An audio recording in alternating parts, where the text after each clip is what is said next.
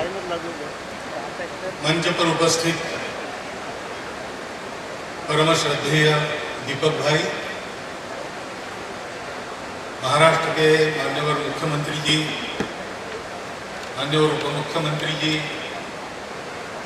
मंच पर उपस्थित अन्य सभी मंत्रीगण, जितो संगठन के कार्यकर्ता और सभागृह में उपस्थित भी सभी विभिन्न प्रकार के मान्यवर नागरिक सज्जन, माता भगिनी,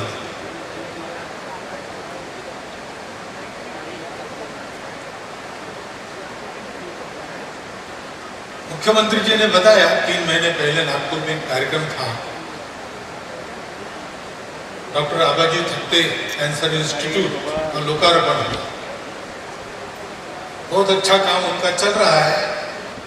इधर उधर घूमते समय लोग बताते हैं, काम तो पहले ही शुरू हो गया था, लोकार्पण रुका था, वो हो गया। उसी समय यहां भी ऐसे अस्पताल का संकल्प है और उसमें मैंने आना चाहिए, ऐसा प्रस्ताव आया और मैंने उसको तत्काल मान्य किया,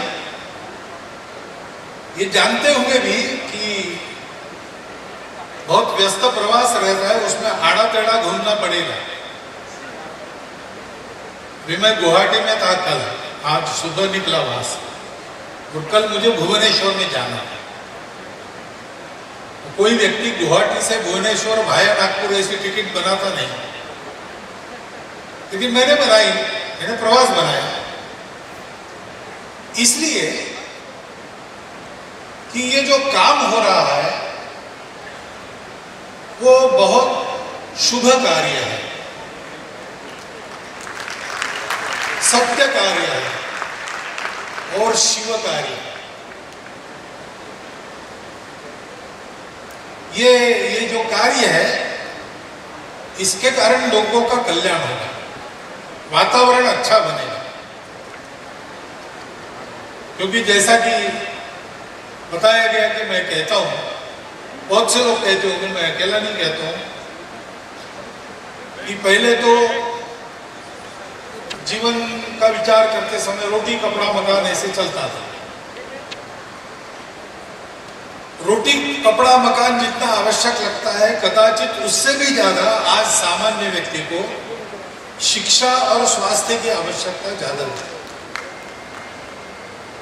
वो अपना घर बार बेचकर भी अपने बच्चों को पढ़ाएगा, अपना इलाज अच्छे अस्पताल में करवाएगा। लेकिन इन दोनों की जो सुविधाएं हैं वो अपने देश में अपर्याप्त है। इच्छा है स्वस्थ रहने की, इच्छा है सुशिक्षित होने की, परंतु उपलब्ध नहीं है अवसर, साधन नहीं है, विद्यालय नहीं है, अस्पताल नहीं है, जो है वो दूर है और चिकित्सा का खर्चा बहुत ज्यादा है। तो स्वास्थ्य की दृष्टि से विचार करेंगे तो ये आज देश में सर्वदूर जनता की आवश्यकता है कि उनको सस्ती चिकित्सा और अपने पास उपलब्ध हो। इस दृष्टि से पहले तो पूरे महाराष्ट्र में कैंसर का पेशेंट यानी मुंबई में भेजो, टाटा है। ये अच्छी बात है कि टाटा कैंसर इंस्टीट्यूट जैसी इंस्टीट्यूट हमारे प्रांत में, प्रदेश में है, लेकिन सबको यहाँ आना पड़ता था, रहना पड़ता था, दवाई का खर्चा और अलग चिकित्सा का, सब लोग कर भी नहीं पाते। तो यह आवश्यकता है कि सबको सहज मिल सके इतनी दूरी पर कैंसर का अस्पताल होना चाहिए, क्योंकि स्वास्थ्य की चिंता तो बढ़ ही गई है, सुविधाएं बहुत हो गई, साधन बहुत हो गए हैं। वैसे देखेंगे तो सुख बढ़ गया, लेकिन वो जीवन शैली उस सुख को प्राप्त करने की ऐसी है कि उसके कारण जीवन में दुख का भी पर्याप्त निर्माण होता है। इन सारे रोगों की जो अचानक बढ़त दिखती है ये लाइफस्टाइल डिसीजेस है, साइकोसोमेटिक डिसीजेस है, और इसलिए सबको इसकी जरूरत है, उसकी सुविधा अधिक निर्माण होनी चाहिए। तो ऐसे अस्पताल नए नए निर्माण होते हैं, लोगों के पास अधिक आते हैं, तो लोगों के लिए वो सुविधा रहेगी। इसलिए ये शुभ कार्य है, सत्य कार्य है। क्योंकि जैसा आपने अभी सुना सभी भाषणों में, मैं पुनरुक्ति नहीं करूंगा, लेकिन एक शब्द आपने बार बार सुना, संवेदना। ये सारे काम उत्पन्न हुए हैं, ये संवेदना में से उत्पन्न हुए। जो काम किए जाते हैं उनकी प्रेरणा अनेक प्रकार की रहती है। एक ये भी प्रेरणा रहती है कि स्वार्थ प्रेरणा रहती है, क्योंकि what goes around comes around, ऐसा नियम है। जो आप छोड़ते हो बाहर, वो वापस आता है अपने पास। तो अच्छा करेंगे तो अच्छा भरेंगे। तो ये तो जन्म और कर्म का नियम है, लेकिन सामान्य व्यवहार में भी तात्कालिक रूप से कुछ अच्छा करो तो अच्छा मिलता है, उस आशा से अच्छे काम किए जाते हैं। अब ये मनुष्य की प्रवृत्ति है, इसलिए उसको मैं अच्छा बुरा नहीं कहता, लेकिन अगर लाभ की आशा नहीं है तो लाभ की आशा से काम करने वाले काम नहीं करते। इसलिए वो प्रेरणा सत्य प्रेरणा नहीं, मजबूरी भी होती है, करना ही पड़ता है, इसलिए करते हैं। गांव के तालाब में एक लड़का डूबने लगा, बच्चा, तो एक जवान कूद गया, उसने उसको बचाया। वो तुरंत भीड़ जमा हो गई, पत्रकार आ गए, उसको पूछने लगे, कोई कूदा नहीं, आपको कैसी इच्छा हुई कूदने की, प्रेरणा? उसने कहा प्रेरणा अगर बाद में बताता हूं, मुझे धक्का मार के किसने गिराया उसका नाम बताओ। धक्का मार के किसी ने गिरा दिया, बच्चा जहां गिरा था वहां वो भी गिर गया, बच्चे ने गला पकड़ लिया। मरना है तो दोनों को, बचना है तो दोनों को। ऐसे भी कुछ काम होते हैं, कुछ काम होते हैं अपने पुण्य लाभ के लिए, अथवा मैं भी कर सकता हूं ये बताने के लिए। ये राजस प्रेरणा है, अहंकार की तृप्ति है, अपने सार्थक की बात है। परंतु सत्य प्रेरणा, टिकाऊ प्रेरणा कौन सी है? जो संवेदना में से जन्म लेती है। ये संवेदना, अपने यहां पर एक शब्द चलता है मराठी में, पर दुख शीतल, लेकिन बहुत लोग ऐसे होते हैं उनको पर दुख भी शीतल नहीं लगता। तो दुख की संवेदना, उसका अनुभव करने के बाद वो दुख सबके जीवन में से दूर हो, इसके लिए वो प्रयासरत हो जाए। उसके पीछे अहंकार नहीं रहता, उसके पीछे एक स्वाभाविक बात रहती।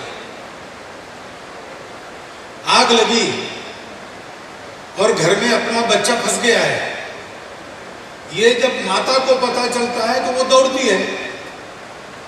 अब उसको पता है कि अकेले अंदर जाएगी तो खुद भी जल जाएगी, बच्चे को बचा नहीं सकते, ये भी उसको पता है, लेकिन उसकी संवेदना उसको चुप नहीं बैठने देती, दौड़ने पर मजबूर करती। बाकी लोग रोकते तब रुकती है जबरदस्ती। तो स्वार्थ भूल जाते हैं, अहंकार भूल जाते हैं, कोई मजबूरी नहीं रहती। फिर भी आदमी जब काम करता है दूसरों के दुख का अनुभव करके, तो संवेदना करुणा में बदल जाती है। करुणा यानी दया नहीं, दया में एक अहंकार का भाव है, मैं दया कर रहा हूं, वो दया का पात्र है। करुणा ऐसे नहीं है, करुणा दया वगैरह नहीं करती, करुणा अपने कर्तव्य को समझती है और रूखा कर्तव्य भाव नहीं रहता, वो संवेदना रहती। यह प्रेरणा सत्य प्रेरणा है। राजा रंतिदेव की कहानी है, उसके राज्य में अकाल पड़ा, तो जहां जहां से अनाज मिलेगा जमा करके रोज प्रजा में बांटता था।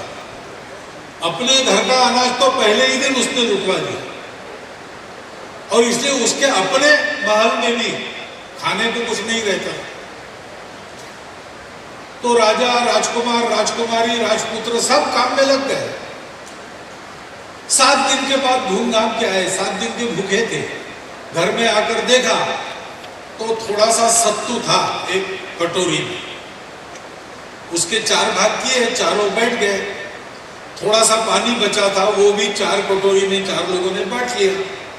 और भोजन शुरू करेंगे उतने में एक भिखारी अपने कुत्ते को लेकर वहां पर आया और कहा कि बहुत दिन हम दोनों भूखे हैं, कुछ दीजिए।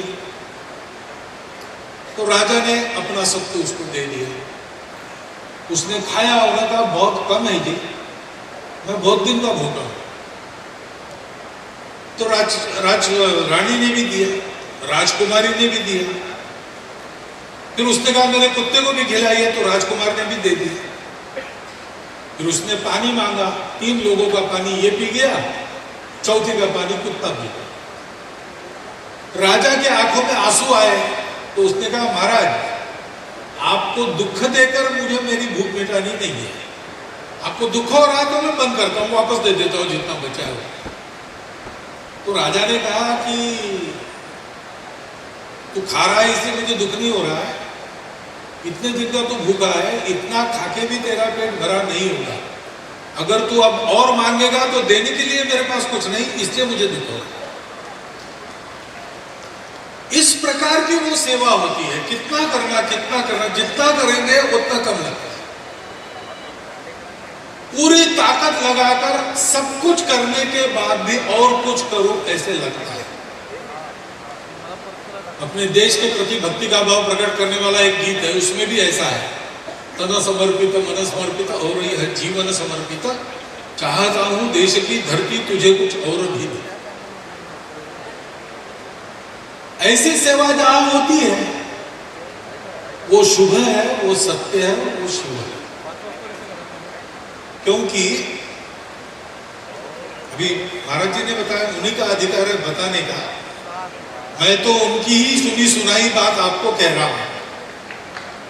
सब में शिव है, आत्मा सब में है, उसको जानने की बात है। अपनी सारी परंपरा में, सब पंथ संप्रदायों में उनकी सीख का एक सार है, पहले खुद को जानो। शरीर मन बुद्धि के परे अपना जो अस्तित्व है, जो दुखों से परे है, मृत्यु से परे है, तमस से परे है, उसको जानो। और वो जब आप जानते हो तो आप ये भी जान जाते हो कि यही अस्तित्व सब में है, तो कोई पराया नहीं रहता। इसलिए भारत में जीवन का तरीका माना है एकांत में आत्म साधना, लोकांत में सेवा परोपकार। बाकी दुनिया जीवन का तरीका मानती है struggle for existence, survival of the fittest. मुझे जीना है इसलिए मुझे संघर्ष करना पड़ेगा, कंपटीशन है। हमारे यहां कहते हैं कि बाकी लोग जिए इसलिए मैं मर गया तो मरते मैं अमर हो जाता। ये अंतर है। हमारा जो अनुभव है, हमारे पास जो सत्य है, उसके चलते भारत के हम लोग ऐसा मानते हैं। तो जीव सेवा शिव सेवा ही है। हाँ, केवल उस भावना से करनी पड़ती है, क्योंकि आखिर पहले तो श्रद्धा रखनी पड़ती है, मानना पड़ता है। मानने से होता है, नहीं मानने से नहीं होता है। कीर्तन करते थे रोज महाराज जी, ऐसे ही दिन थे और ऐसी वर्षा हो रही थी, मूसलाधार जिधर उधर। 2 दिन से जरा नरम है, लेकिन उसके पहले रत्नागिरी में जैसा होता रहा होगा वैसी वर्षा चल रही थी। तो गांव के ही 2-4 लोग आते थे, आसपास के गांव के लोग पहले दिन आए, दूसरे दिन से वर्षा शुरू हो गई, उन्होंने आना बंद कर दिया। लेकिन बाहर गांव की रहने वाली एक बुढ़िया रोज आती थी। तो 7 दिन की वो कीर्तन का कार्यक्रम समाप्त हो गया, सब लोग लौटने लगे, बुढ़िया भी लौटने लगी। तो कीर्तन करने वाले कीर्तनकार ने उनको पूछा कि मैं देख रहा हूं इतने पानी में, बाढ़ है आसपास, नदी नाले भर के, तो तुम अकेले कैसे आती हो? गांव के पास नदी, उसको पार करके आना पड़ता है, वो तो उफन के पड़ रही है, पुल पानी के नीचे है। उसने कहा महाराज जी वो तो उपाय तो आपने ही बताया आने का। क्या उपाय बताया? आपने कीर्तन में बताया, राम नाम भवसागर को पार कराता है। तो ये तो हमारे गांव की नदी है, उफन के पड़ रही बह रही, तो क्या हो गया? तो भवसागर पार कराने वाला नाम है, उसको मैं लेती हूँ और पानी पर चल के आती हूँ। तो कीर्तनकार ने बताया तो गप्पे मुझे हाथ रही, हमारी बिल्ली हम ही से म्याऊं कर रही, ऐसा कभी होता है क्या? तो महाराज जी आपने बताया वही होता है, मैं वापस जाने वाली हूँ, आप देख सकते। गए तो बस नदी आ गई, बुढ़िया अपना राम नाम जपते जपते पानी पर चल के उधर चली गई। कीर्तनकार को लगा अरे इतना बड़ा उपाय मेरे पास था इतने दिन, मुझे ही पता नहीं था। उन्होंने भी अपना धोती वोती ऊपर कर ली और राम राम कहते निकले। तो बुढ़िया उस तीर से चिल्लाई, महाराज आप मत आइए, आप डूब जाएंगे। क्यों? तो आपका विश्वास नहीं है। विश्वास नहीं है, मैंने बताया, मालूम है, लेकिन मैं कैसे चल के आई सीधी, आप आने के पहले धोती ऊपर कर रही, इसका मतलब आपका विश्वास नहीं, आपको लगता है विद्या। तो पहली बात तो विश्वास रखना पड़ता है, और विश्वास होता ही है। लोगों को स्वास्थ्य प्रदान करने वाले जितने डॉक्टर लोग हैं उनको पूछिए, अधिकांश लोग आपको बताएंगे अंग्रेजी में, वी ट्रीट ही क्यूअर्स, हम उपचार करते हैं, बचाने वाला वो। उसी का किया चलता है। ये श्रद्धा अगर है, और अपने देश में है, मैंने बताया अपने देश में सारी बातें आध्यात्मिक लेंस से हम देखते हैं, ये हमारी, क्योंकि वो अंदर के आत्मा को हमने पा लिया, और इसलिए बाकी दुनिया केवल मटेरियलिस्टिक विचार करती है, हम हर बात को स्पिरिचुअल बनाते हैं। कुछ भी करना है पहले पूजा करते हैं। आज भी भूमि पूजन करके शुरू हो, पाश्चात्य देशों में भी पूजन होता है? नहीं होता है। पहले कुछ सर्मन्स वगैरह होते थे, आजकल वो भी बंद हो गए।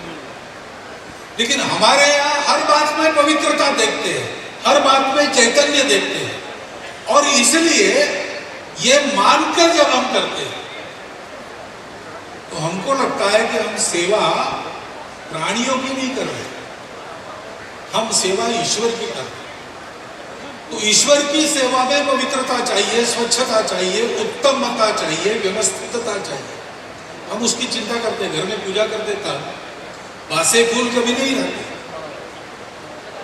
दो ही चाय मिल जाए बाहर जाने के बाद कहीं इधर उधर, लेकिन ताजे फूल ही तोड़कर देते हैं, क्योंकि भगवान की पूजा।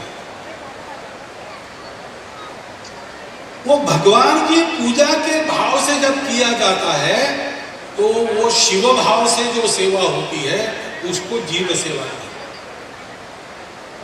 मैंने ये उल्लेख किया,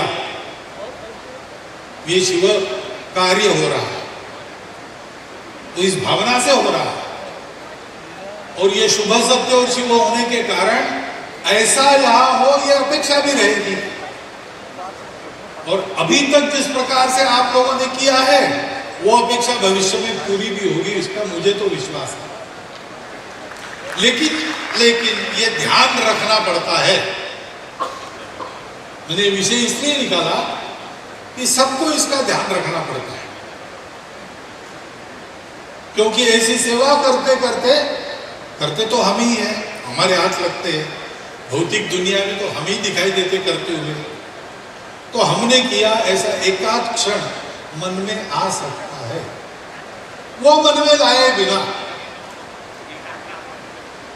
यहां पर हम क्वालिटी दे रहे हैं, सब संसाधन हाजिर है, शासन भी संवेदनशील है, समाज भी संवेदनशील है, समाज के जितो जैसे संगठन भी संवेदनशील है, सब संवेदना से काम कर रही, इसलिए उत्कृष्टता तो यहां होगी। लेकिन ये ध्यान में रखना कि जिनकी सेवा हम कर रहे हैं उनको क्या लगता है, उनके पास जाना चाहिए, उनको पूछना चाहिए और कैसी राहत उनको मिल सकती है। ऐसा ये काम होना चाहिए, ऐसी अपेक्षा रहेगी और वो अपेक्षा पूर्ण होगी, ये मैं मानता हूं। तो फिर ऐसे कामों से सारे समाज को एक भरोसा मिलता है। कोरोना जैसी बीमारी जहां बाकी देशों के लोग टूटने की कगार पर आए, लूट खसोट भी शुरू हो गई, हमारे देश में ऐसा नहीं हुआ। क्यों नहीं हुआ?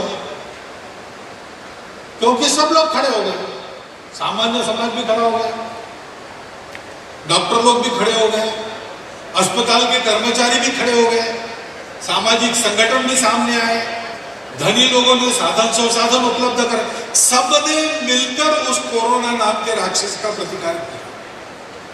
तो सामान्य व्यक्ति को भी लगता था कि हमको देखने वाला कोई है, चिंता नहीं, संकट तो है लेकिन हम अकेले नहीं है, हमारे पीठ पर किसी का हाथ है।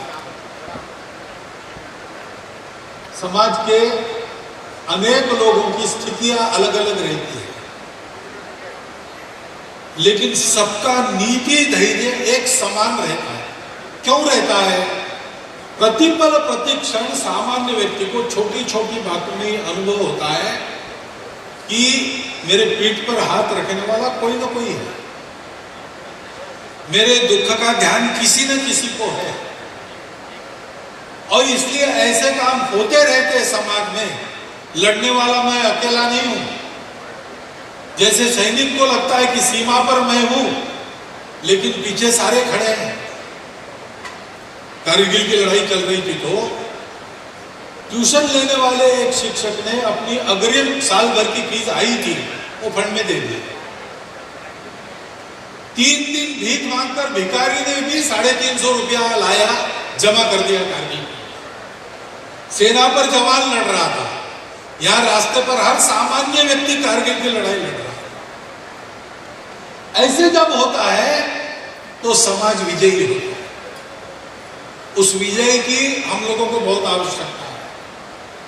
हम जानते हैं बहुत शतकों से हम लोग दुनिया के पिछले राष्ट्रों में, दबाए जाने राष्ट्रों में शामिल थे। अब स्वतंत्र होकर 75 वर्ष हो गए। हमारे स्वतंत्रता की शताब्दी के समय सबकी इच्छा है कि भारत विश्व का सिरमौर देश बने। उसके लिए मेहनत करने के लिए सब तैयार है। ये आह्वान होता है तो ऐसा देश का कोई व्यक्ति नहीं जो खड़ा नहीं होता, परंतु उसको भरोसा चाहिए कि मैं अकेला नहीं हूं। और ये शिवभाव से ऐसी जो जीव सेवा चलती है वो लोगों के मन में ये हौसला उत्पन्न करती है कि हम अकेले नहीं। और इसलिए मैं कहता हूं कि ये अस्पताल का यहां आज होना और उसी समय यहां मंदिर का निर्माण होता, ये 2 काम नहीं है। मुख्यमंत्री जी ने कहा 2 अच्छे काम हुए, 2 नहीं, एक ही अच्छा काम है। ये दोनों एक ही बात है, क्योंकि जीव और शिव एक ही बात है। और इसलिए एक ही अच्छा काम हुआ है और एक बाकी है, वो कौन सा क्या कर वो आप तय कीजिए और कीजिए। उस समय भी अगर आप बुलाएंगे तो मैं आऊंगा।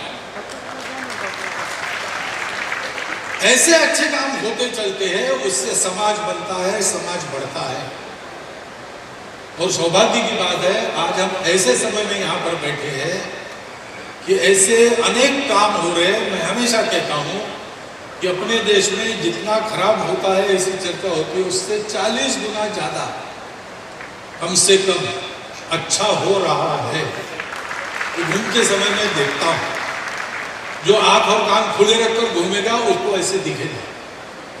बड़े से बड़े व्यक्ति भी अच्छे काम कर रहे हैं, सामान्य अज्ञे से व्यक्ति भी अच्छे अच्छे काम कर रहे हैं, बिना कीर्ति की आशा के, बिना पुण्य की आशा से, बिना किसी भय के, मजबूरी के, स्वार्थ के। केवल अच्छा करने से अपना जीवन अच्छा होता है, मनुष्य का जीवन बनता है, इसलिए करते हैं। और उसी कड़ी में आज का ये काम इतने सारे लोगों के हाथ लगकर जैसे गोवर्धन उठता है सबकी लकड़ियों पर, वैसे उठा है और वास्तव में जिसकी उंगली लगती है उसका मंदिर भी यहां पर हुआ है। तो ऐसे शुभ अवसर पर टेढ़ा रास्ता करके मैं न आता तो मैं ही एक अच्छे अवसर से वंचित रह जाता। इसलिए मैं आपका धन्यवाद करता हूं कि आपने मुझे निमंत्रण दिया, यहां उपस्थित किया और आप सब ने सब बता दिया। उसके बाद भी कुछ बोलना था, इसलिए कुछ बातें मैंने आपके सामने रखी, वो आपने शांतिपूर्वक सुन ली। आपके इस उपक्रम को मन से तो शुभकामना दे ही रहा हूं। इसमें अगर संघ के स्वयंसेवकों का कोई सहभाग बन सकता है तो संघ के स्वयंसेवक उसके लिए तैयार है, ये भी बताता हूं।